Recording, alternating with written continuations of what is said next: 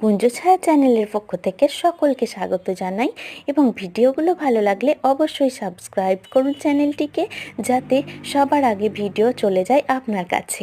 এবারে এই যে আমাদের এত সবজি আছে, তবু আমরা কেন সবজি কিনে খাই সেটা অবশ্যই বলবো। সেটা হলো এই যে আমাদের শিম গাছ অনেক লম্বা, পারতেই পারি না, খুব কষ্ট করে পারি, তবু 2-4টে পারতে পারি।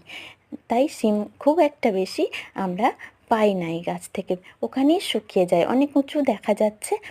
আর তাছাড়াও বাদবাকি যে বাঁধাকপি, ফুলকপি এই সবজিগুলো তো আমাদেরকে বাজার থেকে কিনতেই হয়, মটরশুঁটি এগুলো তো আমাদেরকে বাজার থেকে কিনতেই হয়। আর আরেকটা জিনিস, সেটা হলো আমাদের খরগোশ আছে, খরগোশগুলো শুধু মূলোর শাকগুলো খাবে, মূলোগুলো খাবে না। তাই কত মূলো আমরা খাবো, মূলো তো শুকিয়েই যায়। আর তাছাড়া এটা হলো আমাদের গাছের থোড়। আর এগুলো মটরশুঁটি, এগুলো বাজার থেকে কেনা, বাদবাকি সমস্তগুলো আমাদের গাছে।